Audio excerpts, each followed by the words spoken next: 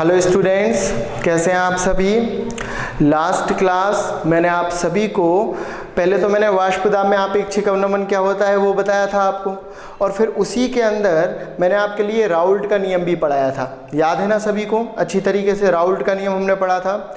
और आज मैं उससे आगे बढ़ रहा हूँ और आज मैं वाष्पदाब में आपेक्षिक अवनमन द्वारा विलेय के मोलर भार के सूत्र को निकालने वाला हूँ आपके सामने।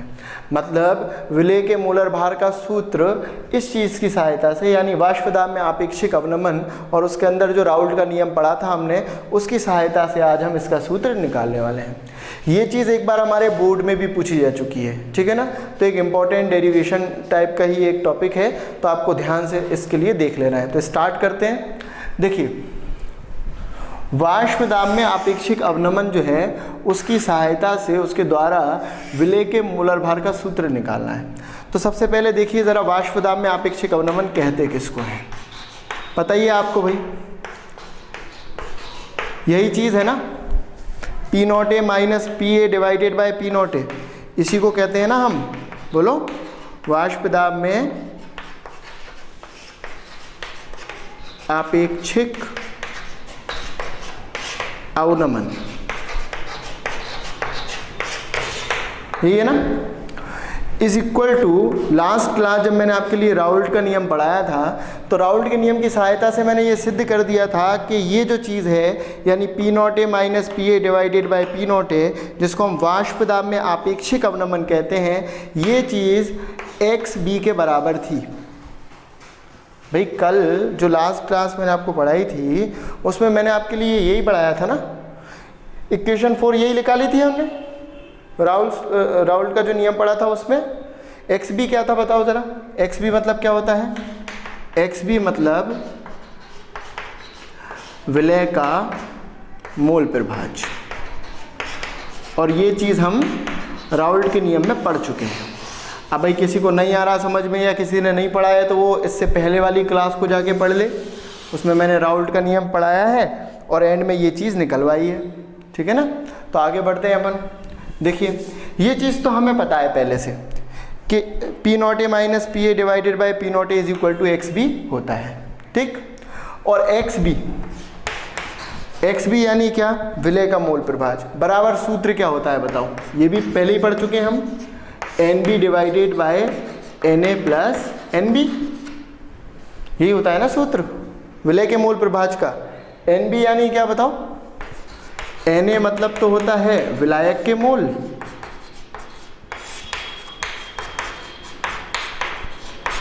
और एन बी मतलब होता है विलेय के मोल।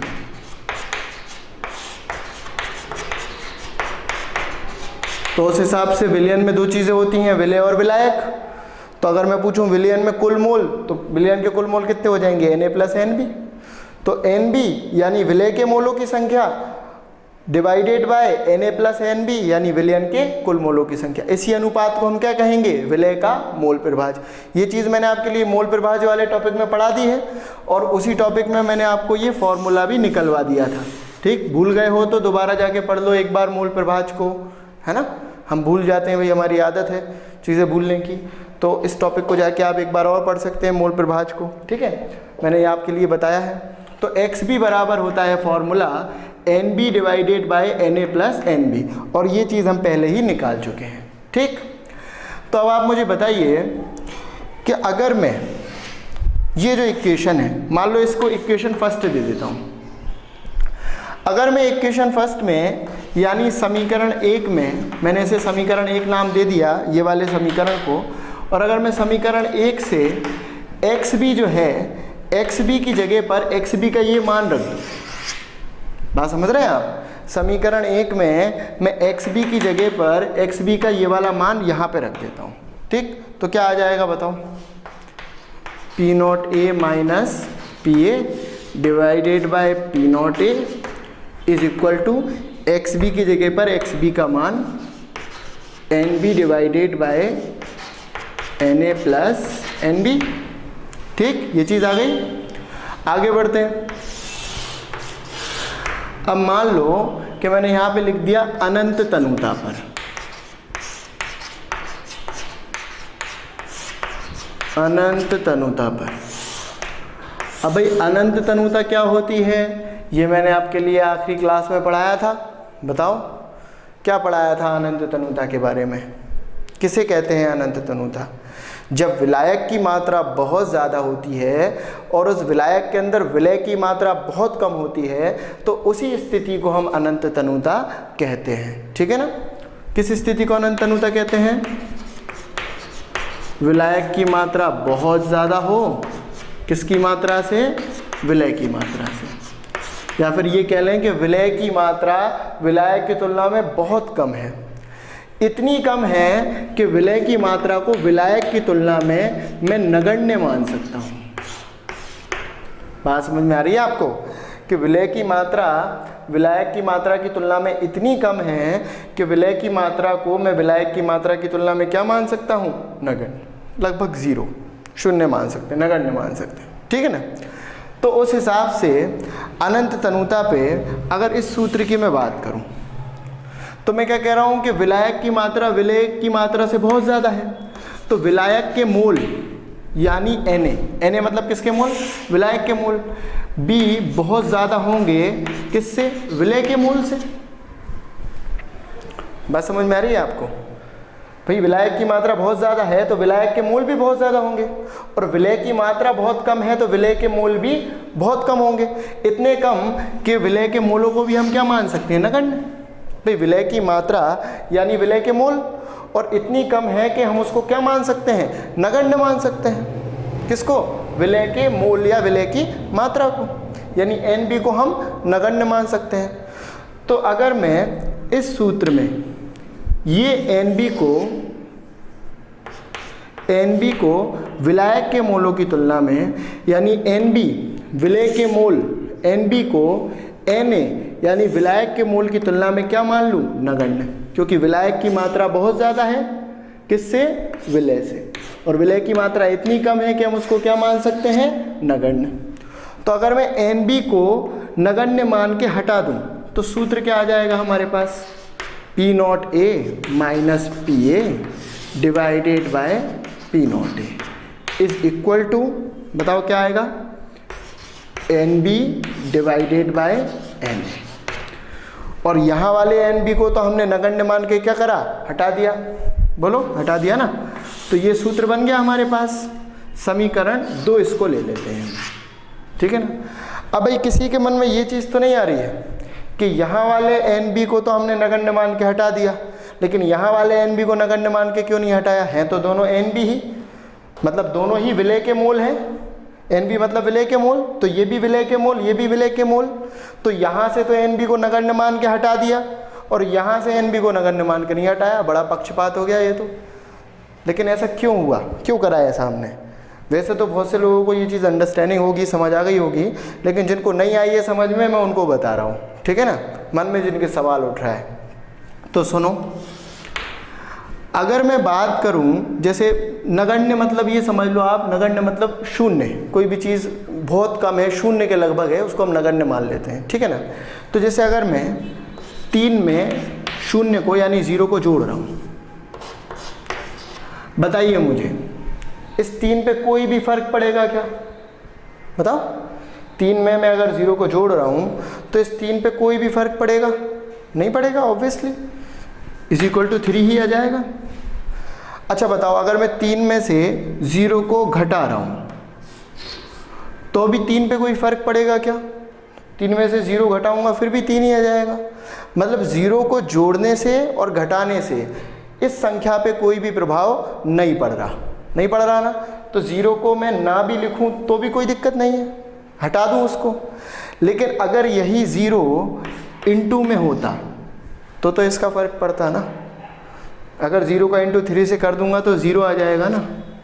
और अगर यही 0 डिवाइड में होता तो भी फ़र्क पड़ता।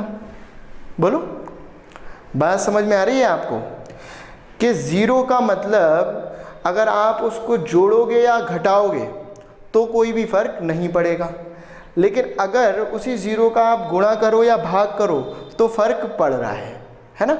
तो देखिए ज़रा यहाँ पे Na और Nb को जोड़ा जा रहा है, तो NB को Na की तुलना में मैं बहुत कम ले रहा हूँ, तो बहुत कम ले रहा हूँ, लगभग 0 के बराबर ले रहा हूँ, और 0 को जोड़ने से कोई भी फर्क नहीं पड़ेगा, तो इसको नगण्य मान के यहाँ से मैंने हटा दिया। लेकिन यहाँ पे ये किस में है, डिवाइड में, भाग में, और भाग में तो 0 भी मायने रखता है। बात समझ रहे हैं ना आप? नगण्य मतलब लगभग 0, पूरी तरीके से भी 0 नहीं, लगभग 0, लगभग ना के बराबर, ठीक है ना। तो लगभग ना के बराबर है, लगभग शून्य है, तो शून्य को जोड़ने या घटाने से कोई फर्क नहीं पड़ता। तो यहाँ पे जो NB था, इसके जुड़ने से कोई फर्क नहीं पड़ रहा है, इसके घटने से कोई फर्क नहीं पड़ रहा, तो यहाँ से तो मैंने इसे नगण्य मान के हटा दिया। लेकिन यहाँ पे क्या हो रहा है, डिवाइड, भाग हो रहा है यहाँ पे, और 0 का भाग में और गुणा में तो बहुत बड़ा फर्क पड़ता है, बहुत ज़्यादा प्रभाव पड़ता है। किसी भी चीज़ को 0 से गुणा कर दो, पूरी संख्या 0 हो जाएगी, ठीक है। भाग करने पे भी यही होता है, ठीक है।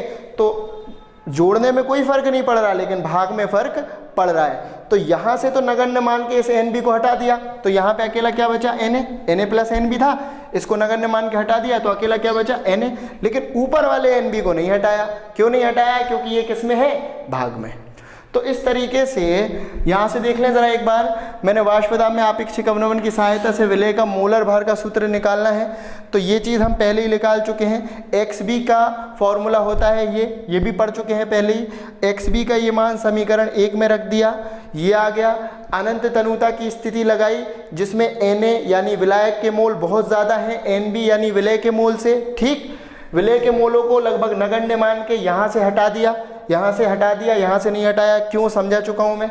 NB को हटा दिया नगण्य मान के, तो P0A minus PA divided by P0A is equal to क्या आ गया, NB बटे Na, और ये नगण्य मान के हट गए। तो ये आ गया हमारे पास समीकरण 2, ठीक है ना। इतना लिख लिया आपने, इस चीज़ को नोट करो। माना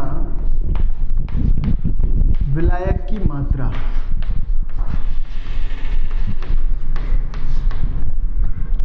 WA तथा विलायक का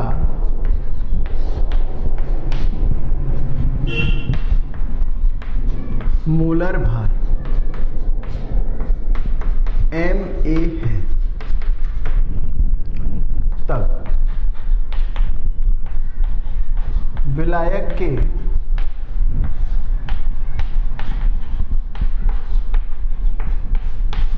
मोलों की संख्या, विलायक के मोलों की संख्या यानी क्या, Na से ही प्रदर्शित किया था ना हमने विलायक के मोलों को, तो विलायक के मोलों की संख्या यानी Na। और किसी भी चीज़ के मोल निकालने का तरीका क्या होता है बताओ आप, किसी भी चीज़ के मोलों की संख्या निकालने का तरीका क्या होता है, पहले भी सीख रखा है हमने। मोल निकालना है तो मात्रा बटे मोलर भार, यही सूत्र है। मोल निकालने का तो यही सूत्र है ना, क्या है, मात्रा बटे मोलर भार, ठीक है ना। चलो ठीक है, तो विलायक के मोलों की संख्या Na बराबर मात्रा बटे मोलर भार। तो बताओ जरा, Na बराबर मात्रा कितनी मान ली है हमने विलायक की, WA डिवाइडेड बाय मोलर भार कितना मान लिया है, Ma।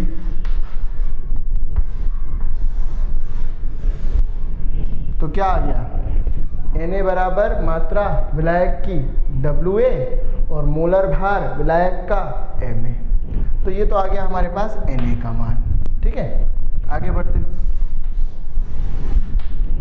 माना विलय की मात्रा WB तथा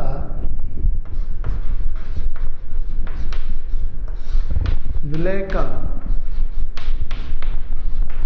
मोलर भार MB है, तब हमने मान लिया कि विलय की मात्रा मान ली WB और मोलर भार कितना मान लिया, MB। विलय का मोलर भार क्या मान लिया है, MB।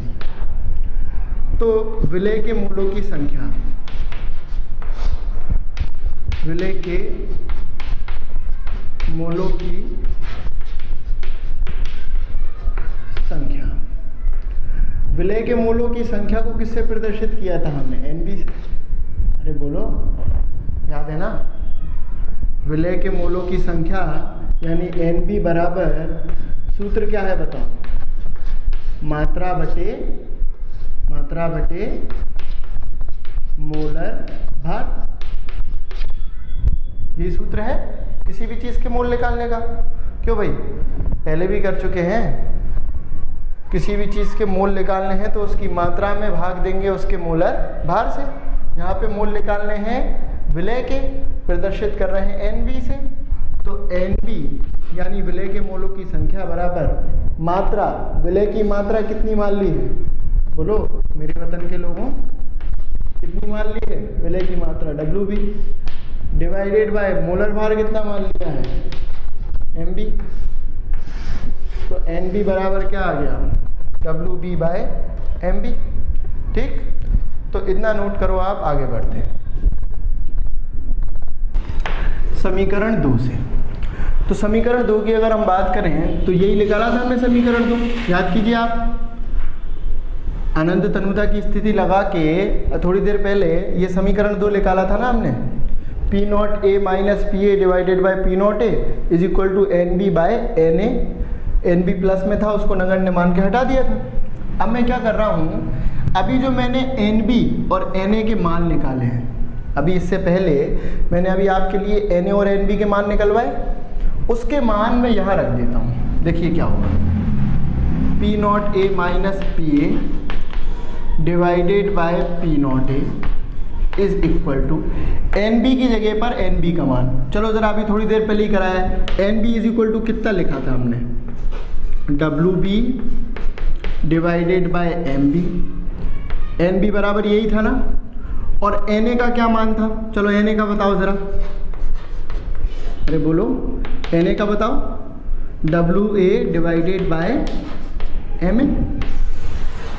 तो मैंने NB की जगह पर NB का मान रख दिया और NA की जगह पर NA का।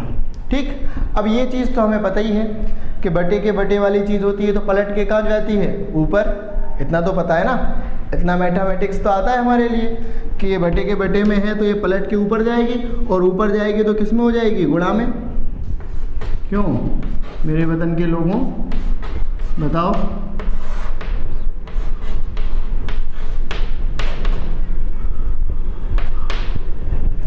P0A minus PA divided by P0A। WB divide MB, WB divide MB, ये चीज़ ऊपर लेके आ रहे हैं पलट के, तो पलट के ऊपर लेके आ रहे हैं तो MA ऊपर चला जाएगा और WA नीचे। ये MA ऊपर डिवाइडेड बाय WA नीचे, और जब पलट के ऊपर आएगी तो किस में आ जाएगी? गुणा में। ठीक है, अब मुझे सूत्र किसके लिए निकालना है? मुझे सूत्र निकालना था MB के लिए। MB क्या है बोलो? विलय का मोलर भार। विलय का मोलर भार ही माना था ना हमने MB, और इसी के लिए तो हमें सूत्र निकालना था।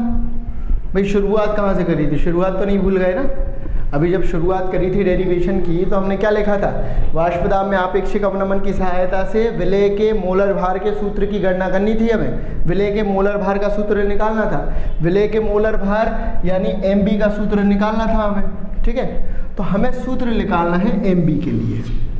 तो मैं क्या करूं कि MB के लिए सूत्र निकालना है तो MB को उठा के यहाँ ले आऊँ और इस चीज़ को उठा के MB की जगह पे ले जाऊँ। बात समझ रहे हो?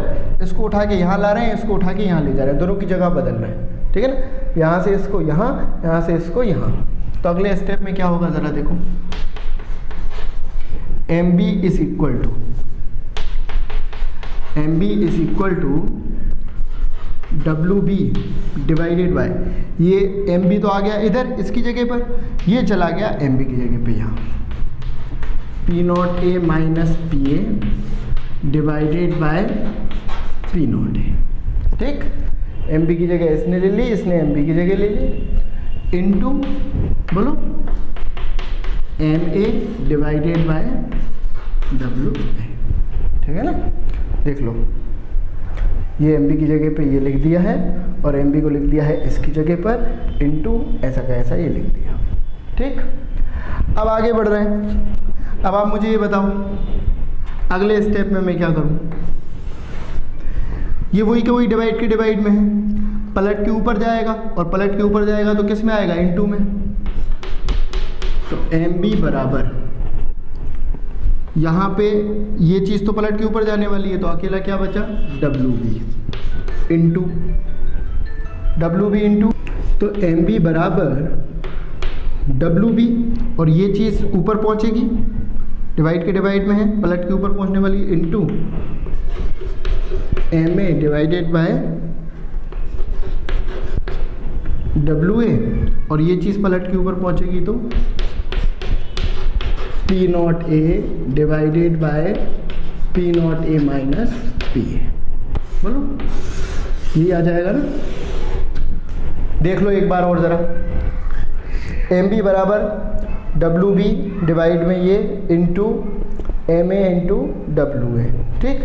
ये चीज़ को पलट के ऊपर पहुंचा रहे हैं, पलट के ऊपर पहुंचेगी तो किस में पहुंच जाएगी, इंटू में। तो देख लो ज़रा, इंटू में पहुंच गई पलट के ऊपर, तो ऊपर ये आ गया P0A डिवाइड में ये आ गया P0A minus PA, P0A minus PA। देखने में तो ज़्यादा परेशानी नहीं आ रही है आपको, आ भी रही हो तो एडजस्ट करना पड़ेगा ना। देखो ज़रा, तो P0A माइनस PA, ये चीज़ ऊपर और ये चीज़ नीचे, पलट के पहुँचिए तो इधर थी डिवाइड में, तो इधर किस में आ गई, इनटू में। यहाँ पे अकेला क्या बचा, WB into MA divided by WA और ये चीज़ इनटू में आ गई पलट के यहाँ। तो ये जो फार्मूला बन गया, यही फार्मूला है विलेय के मोलर भार के लिए, ठीक है ना। तो MB यानी विलेय के मोलर भार के सूत्र के बारे में अगर मैं बात करूं तो यही सूत्र आता है, ठीक है ना। अब मान लो कि ये सूत्र से आपको कोई न्यूमेरिकल भी आ जाए आसान सा, तो उसमें वो आपके लिए सारा डेटा दे के ये चीज़ पूछ लेगा। या मान लो कि ये इसको दे दे और ये सारा डेटा दे के इनमें से ये पूछ ले या ये पूछ ले, तो आपको सीधा क्लियर कट समझ में आ जाने वाला है। वैसे तो अगर हम अपने बोर्ड की बात करें तो हमारे बोर्ड में ये फॉर्मूला ही पूछा जा चुका है। उन्होंने कहा था कि वाष्प दाब में आपेक्षिक अवनमन की सहायता से विलेय के मोलर भार के सूत्र की गणना कीजिए। ऐसा एक प्रश्न हमारे बोर्ड एग्जाम में एक बार पूछा जा चुका है, ठीक है ना, कुछ सालों पहले पूछा गया था। तो आप लोगों के लिए ये भी अच्छी तरीके से समझ लेना है, बहुत आसान है, ठीक है ना। तो 2-3 कंसेप्ट ही हमने लगाए हैं। राउल्स लॉ तक जो हमने पढ़ लिया था, जहाँ तक हम जानते थे उसी चीज़ को आगे बढ़ा दिया हमने और ये चीज़ निकाल ली। अनंत तनुता के बारे में भी हम पहले सीख चुके थे, ठीक है ना। हाँ, ये थोड़ा दिखाई देने में तो मेरे हिसाब से आपको कोई प्रॉब्लम नहीं होगी, बस हो भी रही हो तो आप खुद भी सॉल्व कर सकते हैं। इसको पलट दें, इसको पलट के ऊपर पहुंचा दें, ये ऊपर चला जाएगा, ये नीचे आ जाएगा और पलट के जा रहा है तो इनटू में आ जाएगा, ठीक है ना। तो इतना नोट करो आप। तो स्टूडेंट्स, आज हमने वाष्प दाब में आपेक्षिक अवनमन की सहायता से विलेय के मोलर भार के सूत्र यानी MB की गणना करना सीख लिया। आई होप आपको अच्छी तरीके से समझ में आ गया होगा। एक इम्पॉर्टेंट पॉइंट है, बोर्ड में भी पूछा जा चुका है, आपके लिए अच्छी तरीके से इसके लिए करना है, ठीक है ना। आज के लिए हम इतना ही पढ़ने वाले हैं। Thank you very much.